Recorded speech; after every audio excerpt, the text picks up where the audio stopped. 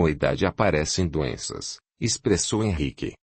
Henrique não se sentia bem perto do irmão. Pensou. Ele ficou com o sítio, não foi honesto e agora se queixa. Deve ser verdade, porque um sobrinho, filho de uma de minhas irmãs, comentou esse fato. Minhas irmãs estão bem, aposentadas, os filhos delas também estão bem, e ele, que trapaceou, não está.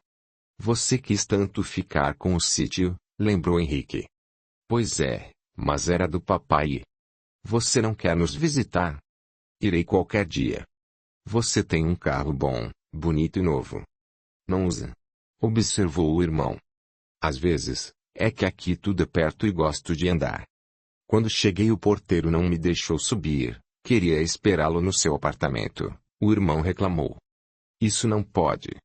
Henrique se surpreendeu com a atitude do irmão. Ele se queixou mais um pouco e foi embora. O dono do apartamento elogiou o porteiro e avisou a ele, e depois o fez com os outros, que o irmão não poderia ir ao seu apartamento se ele não estivesse.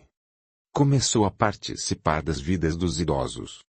Escutava-os, aconselhava-os e, com carinho, atenção e delicadeza, os ajudava. Henrique, contou uma mulher, estou aqui ter agido errado e estou tendo retorno. Ele a observou. Na ficha constava que ela tinha 65 anos, mas aparentava mais. Queixava-se de muitas dores musculares, de cabeça e tinha de fazer regime pelas doenças que tinha. Como Henrique continuou dando atenção enquanto fazia curativos nas pernas e braços dela, porque se machucara num tombo, ela contou. Jovem, eu gostei de um moço, namoramos, ele terminou comigo e sofri. Planejei e escolhi um dos meus pretendentes para namorar e casar, porque não queria ficar solteira. Dei atenção para um moço esperto nos negócios e que estava bem financeiramente. Namorei e casei. Meus pais tiveram 8 filhos opção, queriam uma família grande, embora não nos faltasse nada, não tínhamos o supérfluo, eles possuíam somente uma casa, onde morávamos. Tive 3 filhos, 2 meninos e uma menina. Acertei. Meu marido prosperou, tornou-se um comerciante de sucesso, comprava e vendia veículos. Eu queria trabalhar, ele comprou para mim uma loja de roupas. O fato é que eu não o amava, não o amei. Nossos filhos estavam na adolescência quando conheci um rapaz que ia à minha loja e nos envolvemos, tornamo-nos amantes. Numa tarde, me surpreendi, meu marido nos reuniu na sala, nossos filhos e eu, e falou. A mãe de vocês me trai, estou sendo traído pela minha esposa. Vamos nos separar. Pediu para os filhos saírem da sala, me mostrou fotos.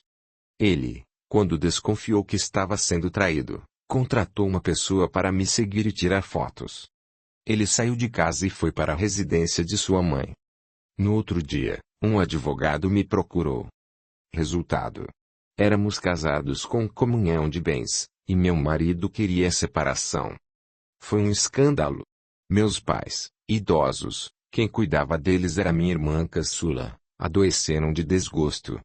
Em cidade pequena fofocam muito. O advogado propôs. A casa que morávamos ficaria para os 3 filhos, e ele pagaria para eles as escolas, planos de saúde e lhes daria uma pensão. A loja continuaria minha, ela dava um bom lucro, e meu marido se apresentou como falido, o comércio dele tinha uma dívida enorme. Aceitei e nos separamos. O moço com que tive o relacionamento não me quis, a esposa dele o perdoou, e ele resolveu ficar com ela. Meus filhos se revoltaram contra mim, resolveram ficar com o pai. Aí a surpresa. Percebi, meses depois, que a loja não dava lucro e que meu ex-esposo, trabalhando muito, estava se recuperando. O fato é que meu ex-marido descobrira que eu estava traindo e, se nos separássemos, eu iria ficar com a metade do que ele tinha. Então, agindo friamente, ele se preparou primeiro. Como era ele que fazia a contabilidade de minha loja, a fez como se ela desse muito lucro, não percebi. Dizem que quem trai esquece de prestar atenção em outros fatos. É certo, não prestei atenção na loja. Ele se organizou com os irmãos dele, com o pai, e tirou todo o dinheiro de sua firma, fazendo parecer estar falida. Ele não fez escândalo, não me xingou, os filhos o admiraram e me condenaram. Pediram para eu sair da casa e voltaram a morar lá, sem mim. Minha loja faliu. Fui morar com meus pais, e minha irmã se incomodou. Meus pais faleceram e vendemos a casa, recebemos pouco.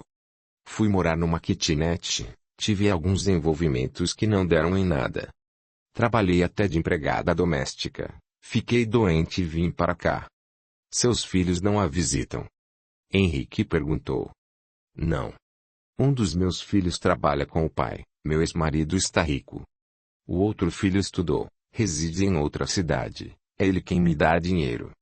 A filha tem vergonha de mim, me acusa porque gostou de um moço, e a família dele não deixou que se casasse em minha causa. Ela está solteira, mas bem financeiramente. Eles amam o pai. E ele, o seu ex-marido, como ele está? Henrique quis saber. Realmente ele me tirou da vida dele. Foi frio e planejou bem sua vingança. Todas as vezes que Henrique escutava desabafos assim, ele tentava animar, consolar. Você já pediu perdão a ele, a seus filhos?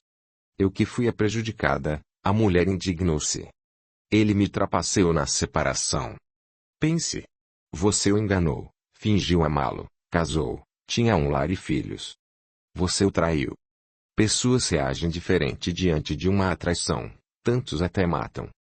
Ele planejou a separação, deve ter pensado que seria injusto você traí-lo e ficar com a metade do que ele tinha, que adquirira pelo trabalho. Quanto aos filhos terem desejado ficar com ele, é com certeza porque sofreram com os comentários, com a situação. Que você não escreve cartas para eles e para seu ex-esposo pedindo perdão. Se quiser, eu ajudo. Penso que ambos, você e seu ex-marido, se sentirão melhor depois de se reconciliarem. Não peça nada além do perdão e, aqui, tente ser útil, ajude os outros, porque ajudando que se é ajudado. 2 dias depois, ela mostrou as cartas que escrevera para os filhos e para o ex-esposo. Henrique opinou, ela as refez e as colocou no correio. O filho que morava em outra cidade foi o primeiro a responder, afirmou estar contente com a atitude da mãe e confessou que, na época, sofreu pelos comentários, mas que passara. Mandou um cheque para ela. O outro filho telefonou, o fez primeiro para o asilo e marcou horário para a mãe atender. Este a desculpou, confessou que também sofreu e que ainda escutava comentários, mas queria com os filhos visitá-la num domingo. O ex-marido foi no domingo à tarde visitá-la e levou uma cesta com frutas. Henrique ficou na sala e discretamente deu forças para ela e a tentou tranquilizar. Quando ele foi embora, a senhora contou para ele. O senhor tinha razão, necessitava mesmo fazer isso. Meu ex-marido falou do ocorrido, disse que me amava muito e, quando ficou sabendo da minha traição, achou injusto repartir pela metade o que ele trabalhara tanto para ganhar. Disse que sentiu muito. Sofreu, com as gozações, ser um marido traído, e ter se separado de mim, porque me amava. Contou que teve namoradas e que agora estava bem, namorando uma boa moça. Afirmou que há tempos me perdoara e que, se o ocorrido fosse hoje, não iria fazer o que fez. A filha não deu resposta, a senhora insistiu. Henrique pediu para ela não desistir e que, com certeza, a filha também a desculparia. Essa interna passou a fazer tarefas, a ajudar. O senhor tem razão. Trabalhando, me sinto útil e bem. Concluí que, me ocupando, as horas passam. Antes, levantava, tomava o café, esperava pelo almoço, depois pelo jantar, ia dormir, e as horas seguiam lentamente. Agora, ajudando as companheiras, até me assusto, as horas, para mim, passam rápido. Gostei disso. Obrigada, ela agradeceu a Henrique. O irmão o procurou novamente e se queixou muito. Henrique o escutou calado. Então ele pediu. Ike, empreste seu carro para mim. Terei todo o cuidado. Na cidade vizinha, haverá uma festa nesse final de semana. Trabalhando, levando pessoas, ganharei dinheiro. Devolvo na terça-feira, porque, na segunda-feira, o limparei. De fato, não uso muito meu carro, Está na garagem para quando precisar. Não gosto da ideia de pessoas desconhecidas estarem nele. Ike, disse o irmão, tenho dívidas, preciso de dinheiro. Temos somente de veículo essa caminhonete velha. Se eu pedir dinheiro emprestado a você ou a outra pessoa, não terei como pagar se não trabalhar. Estou pedindo algo a você para trabalhar. Ele insistiu, e Henrique emprestou.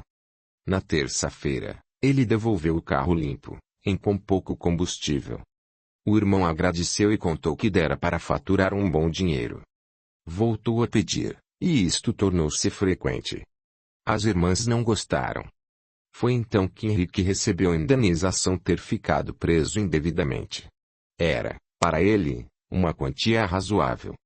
Ele entendeu que a ideia de muito ou pouco dinheiro dependia da situação financeira da pessoa. Exemplo, o que era caro para uns era barato para outros. Ele telefonou para Nelsinho agradecendo. Foi ao banco e repartiu a quantia, colocando no nome das duas irmãs, assim como também o dinheiro que ainda tinha. Organizado, ele estava vivendo bem. Resolveu não contar a elas desse dinheiro, isso deixou os papéis numa caixa e a colocou no seu quarto. Foi conversar com as irmãs.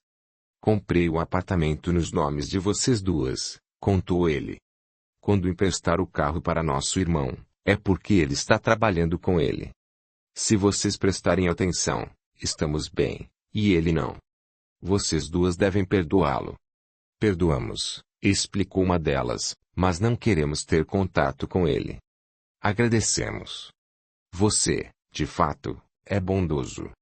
Se eu desencanar, morrer de repente, entrem no meu apartamento, abram uma caixa que está na cômoda, no meu quarto. Lá também tem o número do telefone de Cristina, uma amiga querida, companheira de trabalho de anos. Avisem de minha morte. Elas prometeram, e ele novamente lembrou os porteiros e o síndico que as irmãs poderiam sempre entrar no seu apartamento, mas o irmão não. 2 semanas depois, o irmão voltou a esperá-lo na portaria e foi com um papel. Ike, assine aqui, favor. Henrique pegou o papel e leu. O quê? Você está pretendendo comprar o meu carro? Comprar, não, respondeu o irmão. Ele é seu e continuará sendo. É que quero trabalhar com ele de táxi e, para isso, o veículo tem de estar no meu nome. Faça isso para mim, Ike. Trabalhando com ele, tenho tido dinheiro para meus gastos, os de minha esposa, ajudado filhos e netos e... Queixou-se. Henrique assinou, sabendo que estava dando o carro para o irmão, que não seria devolvido nem pago. Ele agradeceu. Contou para as irmãs, que não comentaram. No asilo, pelo muito trabalho, passou a ir muitas vezes no período da manhã, então arrumou uma faxineira, esposa de um dos porteiros, para limpar o apartamento. Nos dias em que ficava 8 horas no asilo, fazia as refeições lá. Começou a ser requisitado, queriam que ele fizesse curativos, aplicasse injeções, ajudasse nos banhos. Um senhor reclamava demais. Era de dores, de alimentos, de tudo, e as visitas eram raras. Que senhor, quando receber visitas, não conversa abordando assuntos interessantes. Reclama tanto que os familiares se incomodam e não acreditam. A primeira vez que Henrique aconselhou esse senhor, ele ficou bravo, ofendeu-se, mas, nas outras vezes, começou a prestar atenção em suas atitudes. Henrique insistiu. Ninguém gosta de escutar, ficar perto de uma pessoa que somente reclama. Todos nós temos algo para nos queixar, mas, se entendemos a situação, veremos que não precisamos ver e comentar os acontecimentos ruins, que existe algo bom. O senhor fala, escuta, enxerga e anda. Que não dá importância a isso. Pode ler, está raciocinando, e os familiares vêm vê-lo. Aqui temos internos que não recebem visitas. O senhor teve a graça de ter sido saudável quando jovem, trabalhado e criado os filhos. Quando eles não precisaram mais do senhor, ficou doente. Isso não é uma graça. Já pensou se, com os filhos pequenos, o senhor ficasse doente? Seria pior. Tem cama para dormir, alimentos gostosos. Que reclama. Prefere ficar sem alimentos. Henrique o levou a pensar no que ele tinha e não no que lhe faltava. Quando fazemos isso, tudo para nós é facilitado. É ruim pensar somente no que nos falta. Temos, sim, de dar valor ao que temos, ao que dispomos no momento, e devemos fazer isso também com afetos. O Senhor entendeu isso quando não se queixou durante a visita de um neto, e o moço ficou com ele 2 horas, mais tempo do que de costume. Deram risadas. Percebeu a diferença? Henrique perguntou ao Senhor. Sim, entendi. Queixando-me, reclamando, era desagradável e, embora eles gostassem de mim, era um sacrifício virem me visitar e escutar minhas lamúrias. Vou me esforçar e não reclamar mais. Quando reclamamos, Henrique tentou esclarecê-lo, atraímos para nós, e quase sempre em dobro, nossas queixas. Se estou com dor de cabeça, tomo remédio e tento me distrair, ela passa. Se persistir, vou ao médico. Mas, se estou com dor e me queixo e reclamo, dou importância a ela, então normalmente ela aumenta, me torno desagradável, e as pessoas passam a me evitar, piorando minha situação. Isso ocorre também na afetividade. Quero ser amado, mas não me esforço para o outro me amar e, se reclamo, aí que acabo com o relacionamento. Ele começou a mudar e, contente, percebeu que os familiares iam visitá-lo, buscá-lo para passar o dia com um, ora com outro. Ele agradeceu a Henrique. As irmãs comentaram. Ike, você tem ficado muito tempo no asilo.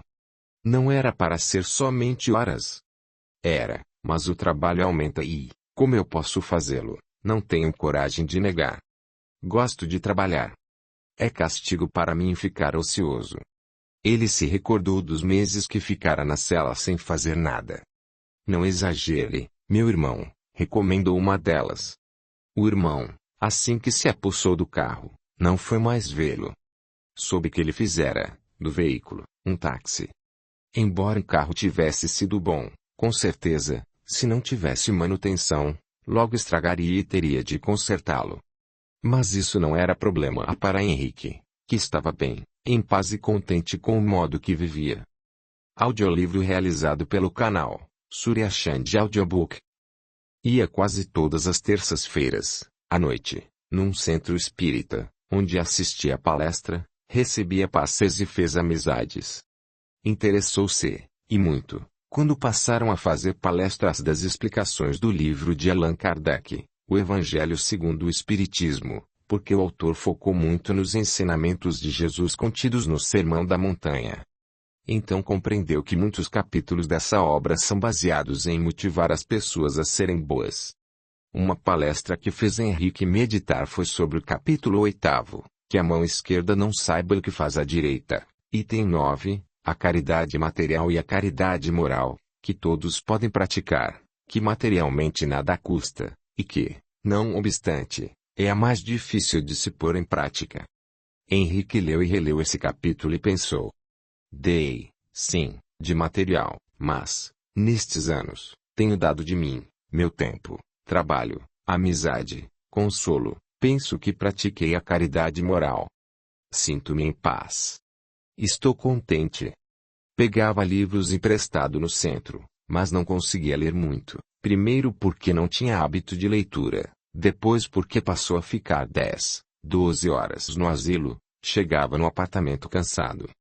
Não descuidava da saúde, ia ao médico e tomava medicamentos, principalmente para controlar a pressão arterial. Continuou a telefonar para Cristina, era prazeroso conversar com a amiga. Henrique prestou atenção numa senhorinha, todos gostavam dela, não reclamava, mas não falava de si, tinha 87 anos. Ele resolveu, depois de algumas tentativas, fazê-la falar de si, para tentar ajudá-la. Como a senhora está passando? Bem. Precisa de alguma coisa? Nada. Obrigada. Posso falar um pouquinho? Sou sozinho, moro só e tenho vindo aqui. Penso que este será meu lar. Henrique suspirou. Você mora onde?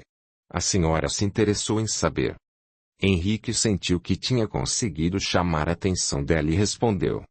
Num pequeno apartamento. O que a senhora acha que eu devo fazer? Não dê seu apartamento para ninguém, que a família se vire quando você morrer, opinou ela. Que a senhora acha que eu não devo dar o meu apartamento? Se der, pode ficar sem. Não entendi, disse Henrique. A senhora não quer me explicar? Dei e fiquei sem, a senhora suspirou. Aconselhe-me então. Conte o que aconteceu com a senhora. Henrique sabia que ela, nos primeiros meses em que chegara ao asilo, recebia visitas, mas depois não as recebeu mais. Fui casada aos 52 anos, a senhora resolveu contar, e o fez de forma cadenciada. Tivemos problemas, mas vivemos bem. Não consegui engravidar e resolvemos não adotar. Fiquei viúva e fiquei morando sozinha. Para minhas despesas, tinha uma pensão, que recebo até hoje e que fica para o asilo, como forma de contribuição estar aqui. Não éramos unidos com as famílias, nem eu com a minha nem meu marido com a dele. Nossa casa, depois minha, estava velha, mas era num local muito bom e num terreno enorme. Desde que meu esposo se aposentara, a nossa renda diminuíra, então dividimos nossa casa, que se tornou duas, e grandes, então alugamos a outra parte. Financeiramente, estávamos bem. Foi então que um sobrinho meu e a esposa, eles tinham 2 filhos pequenos, começaram a me visitar, a me fazer favores, a me levar ao mercado, farmácia, lojas. Quando não era ele a me levar, era a esposa. Gostei do mimo, era sempre um deles a me levar a médicos, para passear e quase todos os domingos ia à casa deles. Sabia que às vezes eles ficavam com algum dinheiro meu, mas não me importava. Um dia acordei aqui no asilo, não entendi nada. O diretor me explicou que eu passara mal, e o médico determinou que eu não poderia mais morar sozinha. Vim a saber que, dias antes, meu sobrinho havia combinado minha vinda para cá. Ele foi me ver, contou que me encontrou desmaiada, foi buscar o médico, e ele afirmou que eu não poderia ficar mais sozinha. Então ele me trouxe para cá provisoriamente, enquanto decidiria o que fazer. Soube depois que o médico, naquele dia, não me atendera, então concluí que fui sedada. Aí. A senhora deu um longo suspiro, ele então vendeu minha casa. Quem contou foi outra sobrinha que, indignada, veio tirar satisfação do porquê de eu ter dado a casa para ele, o sobrinho que um tempo cuidara de mim. Quando ele veio aqui, pedi explicação, e ele tranquilamente contou. Titia, não é justo a senhora morrer, e a casa ser dividida. Fiz a senhora assinar uma procuração me dando poderes para vender o imóvel. Fiz isto, foi o melhor. Depois dessa conversa, ele não voltou mais a me visitar. Outros sobrinhos vieram para me dizer desaforos, então pedi para não receber mais visitas, assim está melhor. Fui ingênua, assinei sem prestar atenção. Se ele se aproveitou da oportunidade, a ação é dele. Concluí que os dois, o casal, se aproximaram de mim com essa intenção. Não quero focar na atitude deles, se sobrinho me pedir perdão, perdoarei, aliás, já perdoei. Não quero vínculos com eles. A mágoa é um vínculo forte. Não quero isso para mim. Gosto daqui. Neste lar não sinto solidão. Estou bem. Henrique admirou a atitude dessa senhora. Num domingo, após o almoço, ele foi ao cemitério e visitou o túmulo onde foram enterrados os restos mortais de seus pais. Orou e os sentiu reencarnados. Contratou um trabalhador que prestava serviços ali para arrumá-lo. Colocou flores e não voltou mais. Dias depois, uma de suas irmãs comentou que o túmulo ficara bonito. Henrique não cuidava dos internos acamados. Quem fazia esse trabalho eram os funcionários. Às vezes ele ajudava aí, quando havia festa, ficava com eles. Foi então que prestou mais atenção neles e se apiedou. Desde os meus 17 anos, pensou, tenho cuidado de doentes, nos 2 hospitais. Lidei com doentes que se recuperavam ou desencarnavam e ali ficavam um período. No 3º hospital os enfermos ficavam muito tempo. Estes falavam, raciocinavam, andavam e pioravam, indo a óbito, ou saravam e iam embora. Criavam vínculos estarem juntos muito tempo. Na prisão, na enfermaria, o atendimento era mais ferimentos ou doenças não graves. Eram enfermos espiritualmente. No asilo, se deparou com enfermidades diferentes, agravadas pela solidão, pelo remorso e, normalmente, saíam dali quando desencarnavam. Muitos esperavam a morte. Uma senhora contou para Henrique que precisava fazer regime alimentar. Estava com 32 anos quando me apaixonei perdidamente e fui desprezada. Nesta época, meu pai faleceu, era solteira da família. Mamãe e eu passamos um período difícil com a esposa de um dos meus irmãos. Amor não correspondido dói. Resolvi morrer e tomei veneno. Que horror! Acudiram-me e fiquei com sequelas. Nada resolveu e piorou a situação. Este moço que gostava afastou-se mais de mim. Comentou que não queria uma doida com ideia suicida. Doeu muito em mim quando minha mãe, preocupada, chorando, foi ao hospital me ver e disse: Filha ingrata, não pensou em mim? Estou com tantos problemas, perdemos seu pai, um homem bom, estamos somente nós duas em casa, e você quis ir embora. Deixar-me. Egoísta. Não pensou como iria sofrer com sua morte. Chorei muito e lutei para sobreviver. Resolvi cuidar de minha mãe, foi o que fiz. Quando ela faleceu, vim trabalhar no asilo em troca de moradia. Eles pagaram a aposentadoria, me aposentei e, quando fiquei impossibilitada de trabalhar, fiquei aqui como interna.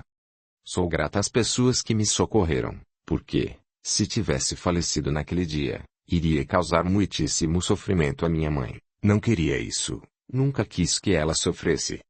Agora penso que aqueles que escolheram sair da vida física pelo suicídio sofrem muito e deve ser mais verem, sentirem, aqueles que os amam e são eles amados sofrerem. Não morri com a tentativa, mas, pela imprudência, fiquei com sequelas. Deve ser assim. Livre vontade danifiquei o corpo, no meu caso sadio, e fiquei com ele deficiente. Com certeza aos que morrem pelo suicídio ocorre isto. Danificam o corpo e, ao voltarem ao plano físico em outro corpo, ao reencarnarem, podem tê-lo doente. Pensava, na época em que fiz essa asneira, em me livrar da dor, do sofrimento. Estranho. Não pensava que ia virar um cadáver, ser enterrado e que meu corpo ia apodrecer. Esta senhora tinha doenças pela idade e, pelo veneno, muitos problemas no aparelho digestivo. Os dois conversando, outros internos se aproximaram e ficaram escutando. Outra senhora contou: Sei como é isso, eu tentei me matar 2 vezes. Na primeira, fui a um prédio. Meu plano era me jogar lá de cima. Entrei nele escondida e, no último andar, não sabia ir ao teto. Tinha uma conhecida que morava ali, resolvi então ir à casa dela e me atirar da janela. Quando bati na porta do apartamento dela, minha amiga, ao me ver, exclamou: Foi Deus quem enviou aqui. Entre e me ajude. O filho dela, pequeno, estava vomitando muito. Esqueci para que tinha ido lá e a ajudei. Ela levou o filho ao hospital, e eu fiquei com os outros 2, cuidei deles, limpei o apartamento. Fui embora cansada, em casa dormi, e a vontade de morrer passou. Na outra vez, ia tomar todo o meu remédio de dormir. Eu os estava tirando do invólucro, quando minha vizinha me chamou, deu um pedaço de bolo e ficou conversando comigo, queixando-se de seus problemas, e, quando ela foi embora, a vontade de morrer passara. Que você queria morrer? Perguntou uma senhora que escutava atenta. Ninguém me dava atenção, pensei que depois do meu suicídio eles iriam se arrepender. Que engano. Se não davam atenção com você viva, iriam dar depois que morresse. Claro que não. Se alguém sentisse remorso, logo iriam entender que todos nós temos liberdade de fazer o que queremos. Com certeza iriam pensar: aquela doida morreu, pior para ela. A vida continua. Isso que você tentou fazer é a pirraça. O ditado é certo.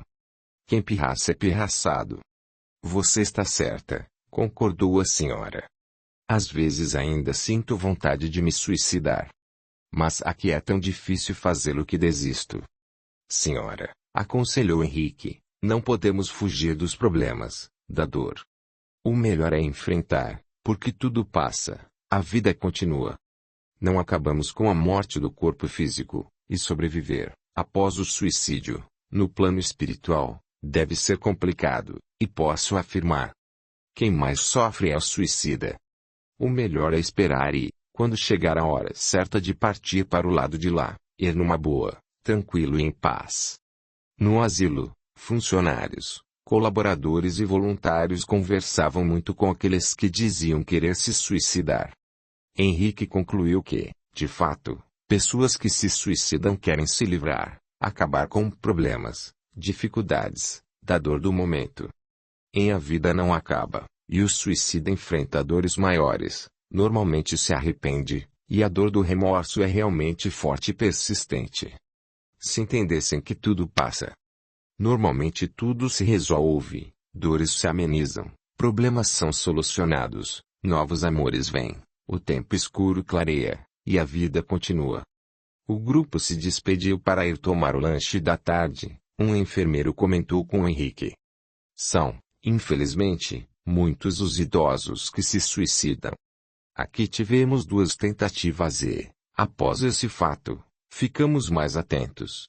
Os medicamentos são todos trancados, não temos nada com que possam se enforcar, as facas não têm muito corte, não podem sair da cozinha, e temos 4 somente.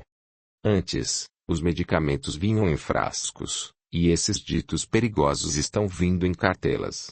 Dá trabalho para tirá-los da cartela e talvez, nesse tempo, passe a vontade de morrer. Com certeza teremos, no futuro, todos os medicamentos em cartelas. Também temos atividades, terapias e grupos de voluntários, que fazem a diferença. Depois destas medidas, não tivemos mais tentativas de suicídio.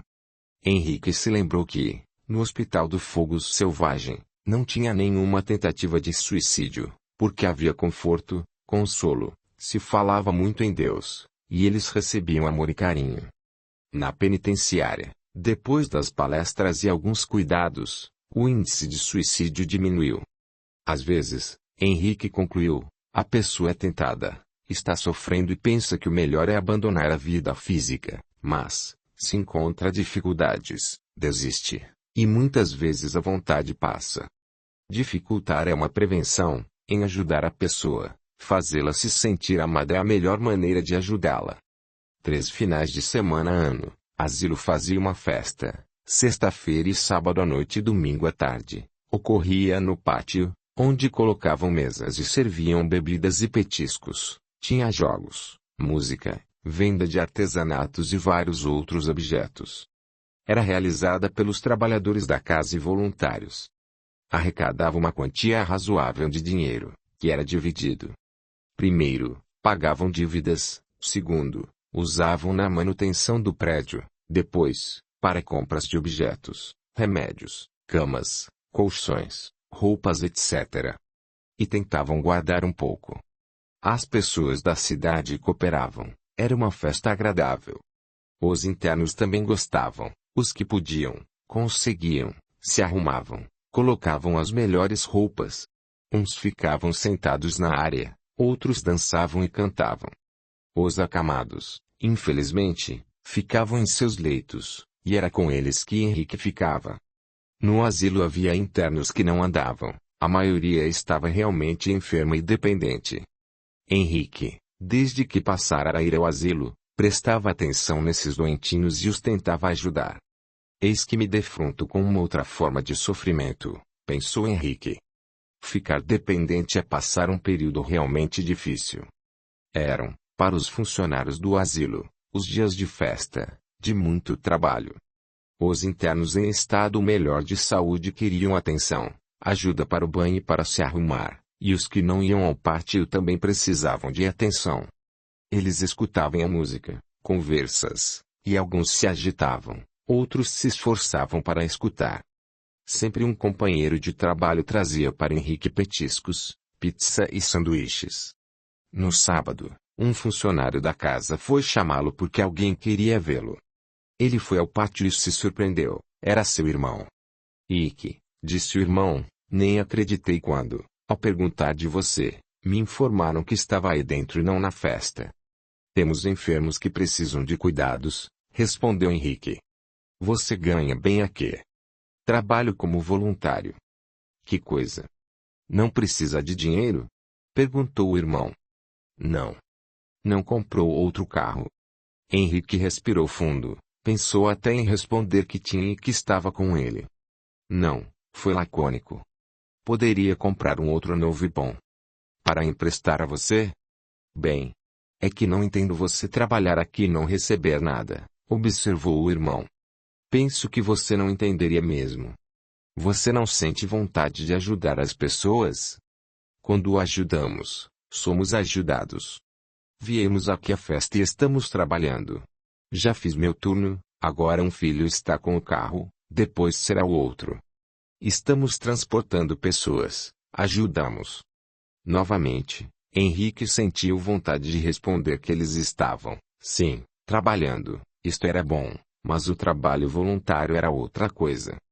Preferiu se despedir dizendo que tinha o que fazer. Suas irmãs e filhos estavam trabalhando na festa como voluntários. Trabalho este de muito valor, importante para aquele asilo e com certeza para todas as instituições. Ali, nas festas, era porque o dinheiro arrecadado era o sustento dos internos. Mas também as visitas, durante o ano todo, os alegravam, e profissionais da saúde que os atendiam sem cobrar nada. Como eles gostavam das visitas em que conversavam e se distraíam.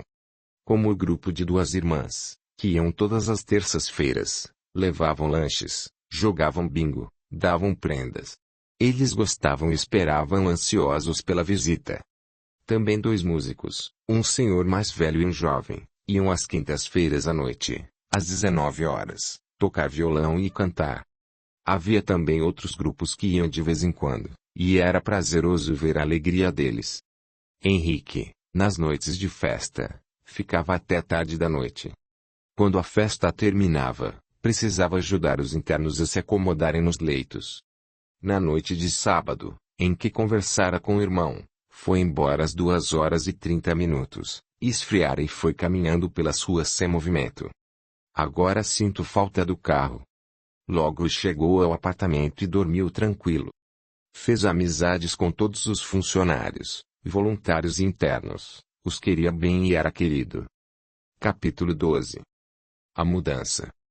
Henrique fez aniversário, convidou as irmãs e a família delas para irem a um restaurante.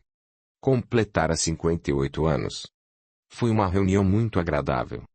2 semanas depois ele começou a recordar acontecimentos de sua vida. Às vezes vinham em sua mente lances dele pequeno, para, logo após, pensar em fatos ocorridos no Hospital do Fogo Selvagem, o período na prisão, com amigos.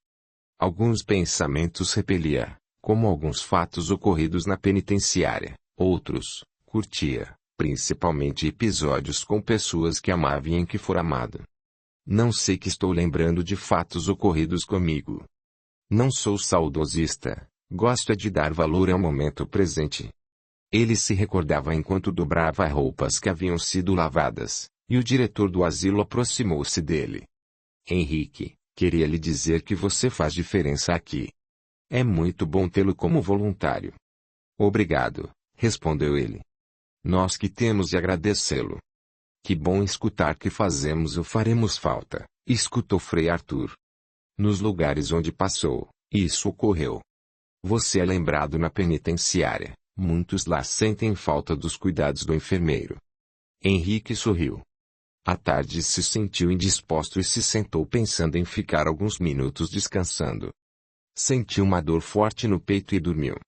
Henrique sentiu a dor forte, dificuldade para respirar, não conseguiu falar, o mal-estar foi rápido, então sentiu que dormiu. Ele sofreu um infarto, seu coração parou de bater, e ele desencarnou. Frei Arthur, Maria e 2 socorristas especializados em desligamentos o adormeceram, seu espírito dormiu, e eles rapidamente o tiraram do corpo físico e o levaram para uma colônia, onde ficou tranquilamente dormindo. Desencarnou assim merecimento. Henrique o teve, e todos nós podemos ter, basta confiar, ser desapegado, ter feito o bem e estar em paz. Ele acordou 8 dias depois bem disposto e se surpreendeu estar num local desconhecido. Era um quarto simples, cama confortável, levantou-se, foi à janela, viu um bonito jardim e muitas pessoas sentadas nos bancos, outras andando. Uns pareciam alegres, outros nem tanto. Observou as flores e a limpeza. Oi. Bom dia. Henrique se assustou, olhou para a pessoa que falara e viu uma moça, que entrou pela porta. Desculpe-me, não tive intenção de assustá-lo, escutou da recém-chegada. Não precisa se desculpar, eu que estava distraído. Ele olhou a moça, depois voltou a olhar o jardim e lembrou. Estava assentado na poltrona, sentia dor e dormi. Não é normal adormecer com dores. Foi a sua mente que o interno do asilo aproximara-se dele e comentara. O senhor Henrique está estranho, parece que não respira. Esse interno chamou um funcionário, que passou a mão em frente a seu nariz e tentou, pelo pulso, contar as pulsações. Nada. Sem alarmar, chamou uma ambulância, que foi rápida, então ele foi levado para o necrotério. Morri. Desencarnei, exclamou. Olhou para a moça, que lhe sorriu e quis saber. Você está bem? Sim, estou. Desencarnei mesmo. Bem. Não é melhor você se sentar? Quer alguma coisa? Não, obrigado. A desencarnação é fácil assim? Henrique quis saber. Depende. É uma mudança fácil e até prazerosa para aqueles que agiram corretamente dentro dos ensinamentos de Jesus, que foram desapegados e que trouxeram na bagagem muitos agradecimentos terem feito bem. Respondo. As desencarnações se diferem muito, como as atitudes das pessoas. Henrique coçou a cabeça e pensou. O melhor é continuar calmo e esperar. Se você está bem, vou avisar duas pessoas que aguardam para abraçá-lo. Ela saiu, e Henrique voltou a olhar o jardim. E que? Voltou-se e viu Maria e Frei Arthur. Amigo, escutou de Frei Arthur. Vós. Henrique exclamou emocionado. Abraçaram-se. Os 3 segundos, ficaram unidos pelo abraço carinhoso. Como sou grato a vocês dois, o recém-desencarnado conseguiu falar depois de tanta emoção. Amigos têm sempre muito o que conversar e ficaram desfrutando da ternura do reencontro. Frei Arthur se despediu. Ike, tenho muito o que fazer. Trabalho no plano físico, vim à colônia para abraçá-lo e dar as boas-vindas. Maria ficou com ele e o ajudou a saber o que acontecera. Henrique viu seu velório, que foi tranquilo, no qual as irmãs e sobrinhos oraram. Foi algo simples. Seu corpo físico foi sepultado no jazigo da família, junto com os restos mortais de seus pais. As irmãs, no outro dia, foram ao apartamento, abriram a caixa e viram os documentos que mostravam que elas tinham dinheiro no banco. No outro dia, o irmão quis entrar no apartamento, foi barrado e fez um escândalo. As irmãs foram chamadas. Elas explicaram que, assim como Henrique dera o carro para ele, deu para elas o apartamento. Tiveram de mostrar a escritura. Elas não contaram nada sobre o dinheiro. Ele ficou inconformado, mas teve de aceitar. Ele pediu os objetos que estavam no apartamento. Elas deram o fogão, a geladeira, e uma delas trocou a televisão. Ficou com a que era de Henrique e deu a dela para outro irmão. Deram tudo e colocaram o apartamento à venda. No asilo, todos sentiram a falta dele. De fato, Henrique estava agradecido. Recebi muitas orações do pessoal do asilo e o incentivo carinhoso de Cristina, a quem, como pedi, minhas irmãs informaram. Dona Maria, pediu, a senhora sabe de Júlia e Sérgio? Sei, o casal de fato ficou com medo de você e do vizinho que a assediava, sabendo que a mãe dela estava para desencanar, resolveram ir embora e não comunicaram a ninguém. Eles souberam do crime e que você fora preso, então pensaram que fora você. Já que não tinha sido eles. Foram para longe, estabeleceram-se numa cidade, tiveram outros filhos. Estão bem. Se quiser levo você para vê-los. Não quero vê-los, para mim, basta saber que estão bem. Maria se despediu e voltou às suas tarefas. Henrique sentiu que tudo realmente estava resolvido no plano físico e se desligou. Uma nova maneira de viver estava sendo apresentada agora ali. No plano espiritual. De fato, quando um desencarne ocorre como aconteceu com Henrique, tudo é mais fácil. Quando se deixam problemas, muitas vezes o desencarnado os sente. Receber incentivos, carinhosas orações é algo valioso demais, gratificante para o recém-desencarnado. A vida continua, e é maravilhoso que essa continuação seja assim. O desencarnado em paz, recebido amigos, sendo sustentado pelas orações e incentivos dos encarnados. Tudo aconteceu rápido. Henrique foi ficar numa casa, conheceu e fez amizades com outros moradores, conheceu a colônia, se admirou com a limpeza e a cordialidade das pessoas e logo sentiu falta do trabalho. Descansar pela eternidade deve ser castigo. Pediu para trabalhar no hospital. Começou com 4 horas diárias na ala onde estavam os quase recuperados. Defrontou-se com outra forma de trabalho, com doentes espirituais, enfermidades alimentadas pelo remorso, pelo abuso de quando estavam no corpo físico. E foi aumentando suas horas nas enfermarias e indo às outras alas. Passou a conversar, ou melhor, a escutar os que se recuperavam nas enfermarias, aqueles que se encontravam melhor. Eles gostavam de falar de si. Como o remorso dói, concluiu Henrique. Já me senti assim e sou muito grato ter, desta vez, retornado ao plano espiritual sem a carga dolorida do arrependimento. Escutava-os, depois os aconselhava, os incentivava e completava. Posso recomeçar. Deus sempre nos dá a oportunidade de um recomeço. Dará a você. Pense sempre. Posso recomeçar. Essas 2 palavras são de grande incentivo. Depois de errar muito, pode-se ter um recomeço, acertando, trabalhando e aprendendo. Foram muitas as histórias de vida que escutara. Senhor Henrique, lamentou um abrigado, fiz atos ruins para diversas pessoas, e fiz mesmo mal a mim. Sofri muito. Primeiro porque não obtive a satisfação que esperava ao me vingar, e o retorno veio, desencarnei, fiquei anos vagando, me sentindo infeliz e ainda não tenho paz. Não ter paz é estar infeliz. Encarnado, vesti um corpo de cor negra e morava numa fazenda onde os empregados eram tratados como se fossem ainda escravos. Mas tínhamos nossas diversões, namorávamos, íamos morar juntos como casados, tínhamos festas e não tínhamos comparações. Depois de conhecer outros modos de viver que entendi que se sofre também quando comparamos a nossa com outras formas de viver. Ali, interior, os empregados eram tratados assim. Éramos pobres, e os ricos eram os senhores. Eu era muito ligado à família. Meu pai desencarnara novo doença. Ficamos com nossa mãe, eu, 2 irmãos e uma irmã. Trabalhávamos muito para suprir o serviço de nosso pai. Tudo parecia estar bem. Minha irmã arrumou um companheiro empregado na fazenda vizinha, um moço bom e se mudou para lá. Meu irmão mais velho também foi morar com uma moça e ficamos mamãe, meu irmão e eu. Comecei a notar que meu irmão estava estranho, alheio, e mamãe comentou, preocupada, que ele estava olhando muito para a Sinhá. Conversei com ele, que confessou que estava apaixonado ela. Mesmo depois da libertação dos escravos, o negro não era tratado diferente. Soube e fiquei muito aflito que meu irmão fora visto com a Sinhá no pomar. Conversei com ele, que afirmou que somente conversou com ela e descobriu que a Sinhá tinha um amante, era branco e filho do fazendeiro vizinho. Foi então que o nosso patrão, esposo da Sinhá, descobriu que era traído, e ela acusou meu irmão como seu amante.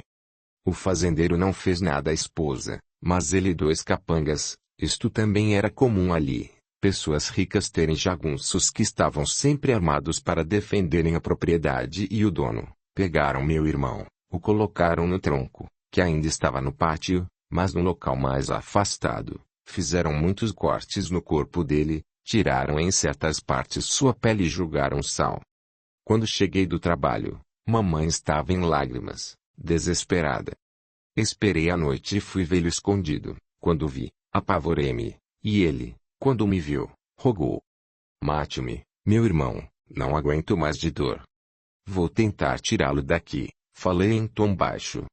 Não conseguirá, o guarda me vê de onde ele está, depois terá de me carregar, não irá longe. E me levará para onde? Será pego e castigado, mamãe não aguentará ver 2 filhos mortos. Estou tão ferido que não terão como me ajudar. Mate-me, irmão. Ele falava devagar e baixinho. Sabia, porque matava animais, como cortar a veia do pescoço. Estava abaixado para que o vigia não me visse. Senti muito, sofri, mas entendi que meu irmão tinha razão. Ele falou novamente. Amei a Sinhá, ela não é honesta, não tive nada com ela. Com certeza ela me deu atenção, conversou comigo planejando, se o marido desconfiasse, me acusar, e ela o fez para livrar o amante. Quero morrer em paz. Se você não me matar, irei ficar aqui, sofrendo dias. Faça isso logo. Levantei-me, fiquei atrás do tronco e, num golpe certeiro, cortei a veia do pescoço dele, abaixei-me novamente, o sangue jorrou. Afastei-me somente quando vi que ele perdera os sentidos e ia morrer. Voltei para casa, encontrei meu outro irmão lá. Decidimos nos mudar dali, ir embora, e rápido. Meu irmão com a família dele foi naquela noite. No outro dia, deram a notícia de que meu irmão falecera e ainda escutamos gozações de que ele não aguentara, de que era fraco. Concluíram que ele, algum ferimento maior, sangrara. Mamãe e eu enterramos e fomos para a casa de minha irmã levando somente uma trouxa de roupas. Meu cunhado arrumou emprego para nós, para mim e meu irmão, e lá trabalhei 2 anos. Quando mamãe desencanou, acertei com meu patrão e falei a todos que ia embora para longe, mas não fui, ia vingar a morte terrível do meu irmão. Entrei na mata da fazenda onde morávamos e repassei os planos que naqueles 2 anos fizera e refizera. Cuidadoso e atencioso, vi a movimentação da fazenda. Levei alimentos comigo e, no 14º dia, vi o dono sair, ia viajar e, com ele, estavam alguns jagunços. Consegui fazer com que uma vaca entrasse na mata, amarrei-a e, com tudo planejado, aguardei. À tardinha, como sempre ocorria, 2 jagunços, aqueles que pegaram meu irmão e que costumavam fazer maldades a mando do fazendeiro, mas as faziam com gosto e eram eles que ficavam na propriedade quando o dono saía, entraram na mata a cavalo, procurando a vaca, indo um para cada lado. Quando um passou na minha frente, joguei a faca nele, acertei no pescoço. Devo contar que era muito bom em facas. Rápido, desci ele do cavalo, tirei a faca e o golpeei no peito, o deixei escondido. Toquei o cavalo e chamei pelo outro, que veio falando, o golpeei, e este, sem me importar se fizesse barulho. Matei os 2, soltei a vaca, tirei-a do mato, peguei tudo o que queria dos 2, joguei os corpos numa vala, um cavalo, levei para longe, o outro, deixei preso numa corda, de forma que ele poderia pastar e tomar água. À noite, com muito cuidado, entrei na casa à sede sem dificuldade e fui direto ao quarto da Sinhá. Encontrei-a dormindo, tampei sua boca, ela acordou assustada e falei. Queria matá-la devagar, como fizeram com meu irmão, mas não tenho tempo. Dei uma facada certeira no peito dela, atingindo o coração. Procurei dinheiro e encontrei, assim como também umas cartas, e as coloquei numa gaveta de roupas do dono da casa. Saí sem problemas. Voltei à mata, peguei o cavalo e, aproveitando a noite, afastei-me rápido dali. Viajava à noite e me escondia em matos durante o dia. Fui para longe e me tornei um matador de aluguel. Comecei com um fato.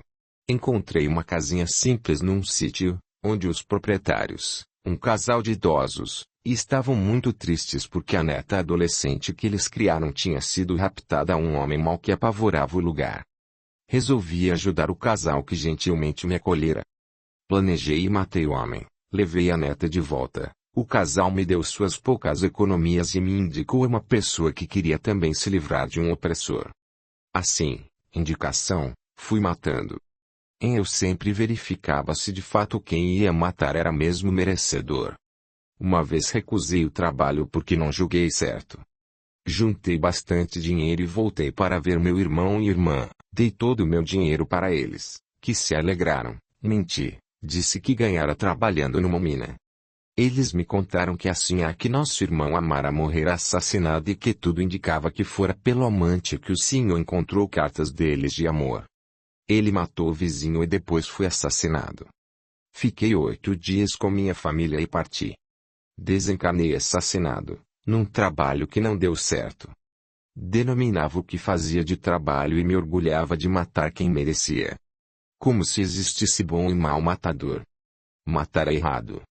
Morri, desencarnei e fui para o umbral. Sofri muitos anos, até que resolvi seguir os socorristas que ajudam naquele lugar e fui socorrido em situação deplorável. Aqui estou, lamentando o que fiz. Henrique o incentivou a aprender e ser um socorrista para trabalhar no umbral. Você conhece o umbral, entende aqueles que estão lá, será de muita ajuda. De fato, tempos depois, ele foi junto da equipe, gostou e gostaram dele. O trabalho bom e honesto é aquele que faz bem a outros e também faz bem a quem o faz. Henrique estava sempre escutando, compreendeu que, tanto nas enfermarias das colônias quanto nos postos de socorro, o remorso está presente. É difícil encontrar, mas infelizmente se encontra, um abrigado que ainda tente colocar a culpa em outro ou justificar seus atos errados, mas a maioria, depois de muito sofrimento, entendem que erraram, aí temem o retorno e então escutam incentivos de que podemos reparar erros com acertos, fazendo bem, amando e são convidados a recomeçar no plano espiritual, trabalhando, estudando e aprendendo, e não tem como fugir do retorno. Mas este pode ser suavizado quando entendemos que devemos amar e fazer o bem. Após escutar um abrigado, Henrique o indagava. Você não fez algo de bom? Conte o que fez para melhorar a vida de alguém.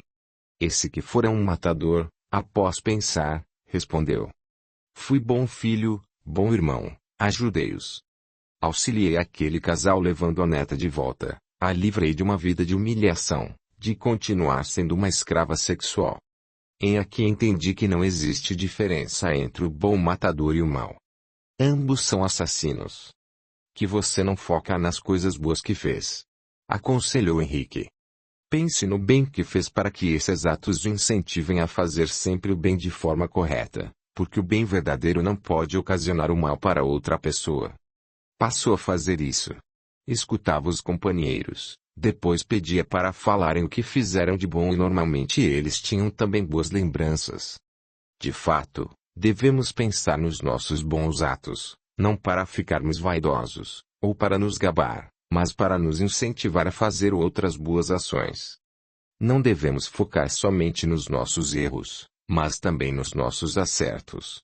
Foi uma vez somente, ao indagar uma senhora que ficara um tempo no umbral e também fazia anos que estava ali abrigada se recuperando, que ela pensou e não se lembrou de nenhuma boa ação. Até tentou. Emprestei dinheiro, mas a juros altos. Ajudei uma vizinha, mas para conquistar o marido dela. Ficava 3 dias semana com meu sobrinho para minha irmã trabalhar, mas o fazia esmolar. Calou-se. A senhora, aconselhou Henrique, pode mudar suas lembranças no futuro, começando a fazer o bem, sem interesse. Porque podemos, pela misericórdia de Deus, recomeçar. Henrique, no horário livre, ia com excursões conhecer o plano espiritual. Foi a postos de socorro, ao umbral, visitou outras colônias, e se deu satisfeito. Escolhera. Queria mesmo trabalhar no hospital e passou, com permissão, a ficar de 12 a 16 horas trabalhando. Que maravilha, concluiu. Raramente me sinto cansado e, quando sinto, basta ficar uns minutos relaxando que me recomponho. Aprendi a não necessitar de alimentos e durmo raramente. Encontrava-se com amigos, e era sempre uma alegria imensa conversar com eles. Maria e Arthur iam sempre à colônia, Elisa estudava aí, como em todo estudo no plano espiritual. O aprendizado passa inúmeras tarefas. Henrique ia ao teatro, gostava quando corais se apresentavam, até de alguns solistas e de peças musicais. Ia muito assistir palestras e, como Maria, participava de um estudo, no qual vários palestrantes abordavam os ensinos de Jesus contidos no Sermão da Montanha.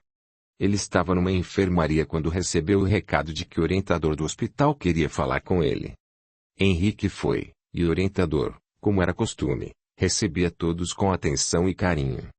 Henrique, disse ele, estamos contentes com sua dedicação e trabalho. Pedi para vir conversar comigo para lhe fazer um convite. Você não quer estudar? Cursar medicina em nossas unidades de estudo?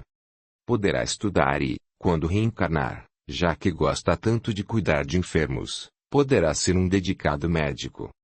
Com os conhecimentos adquiridos aqui no plano espiritual, ficará mais fácil reaprender no plano físico.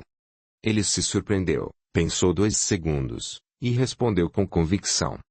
Agradeço o seu carinhoso interesse em mim. Mas não quero estudar, não quero ser médico. Amo a profissão que tive encarnado e que aqui exerço de forma diferente. Se tiver como escolher, ao reencarnar, quero ser novamente enfermeiro.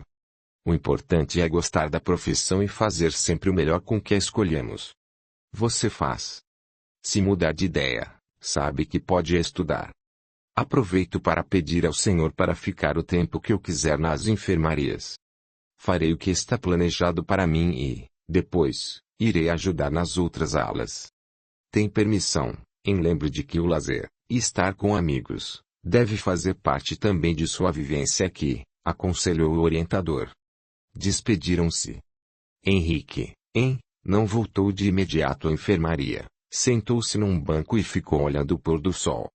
Com certeza, concluiu Henrique, desta vez em que voltei ao plano espiritual, já faz 2 anos, é a primeira vez que, desencarnado, pelo menos que eu lembre, que me senti verdadeiramente em paz.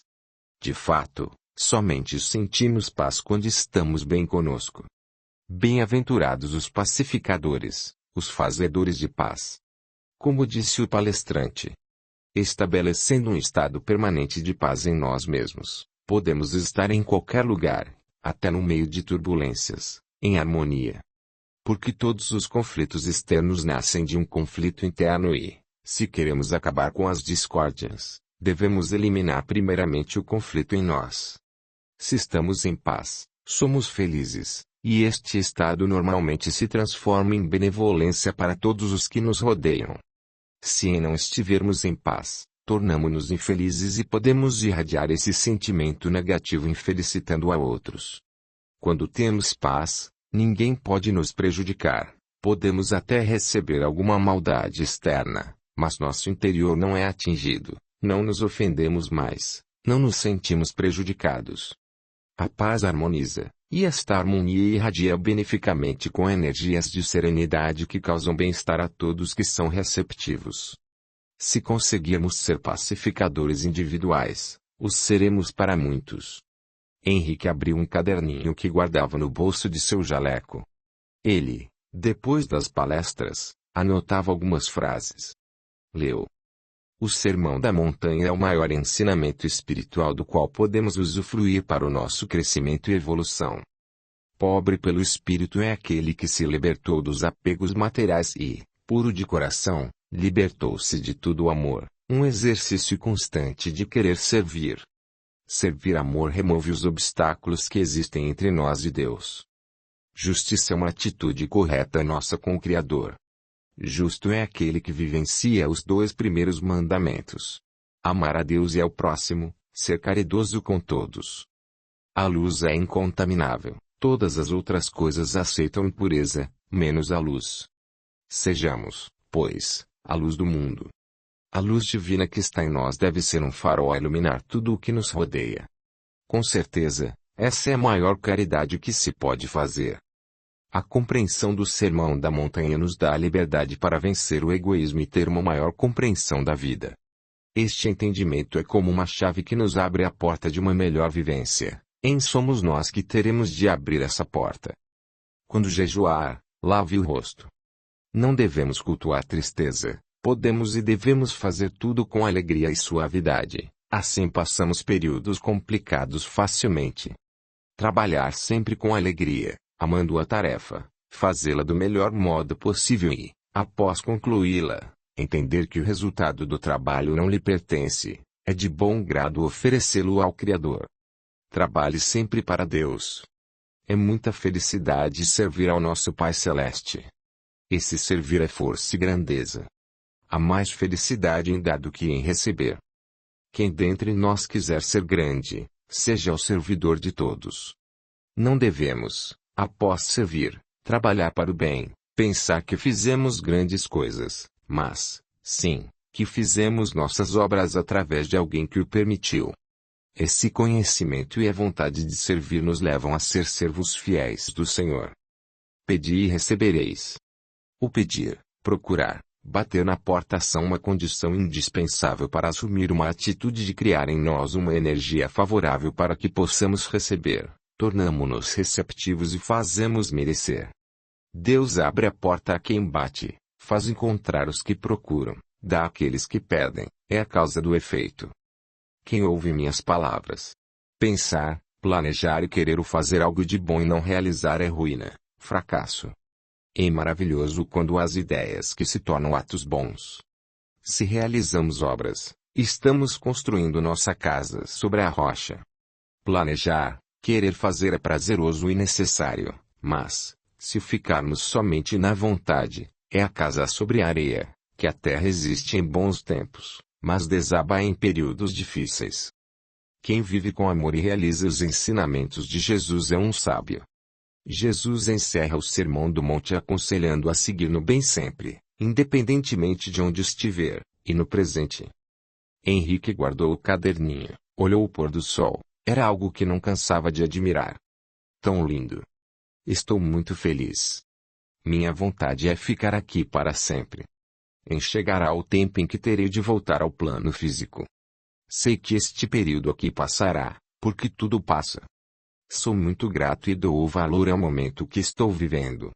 Concordo com as duas palavras mágicas, tudo passa, aprendi outras duas maravilhosas, verdadeiras e já fazem parte de minha vida. Posso recomeçar. Fim. Antes de sair, não se esqueça de deixar o seu gostei. Este audiolivro representa uma contribuição do canal Surya Chand Audiobook, para aqueles que necessitam, como é o caso dos deficientes visuais, e como forma de acesso e divulgação para todos. Lembre-se de valorizar e reconhecer o trabalho do autor, adquirindo suas obras. Venha para o nosso grupo no Telegram, no caso de que esse canal seja cancelado, e ouça audiolivros exclusivos, que não são postados por aqui.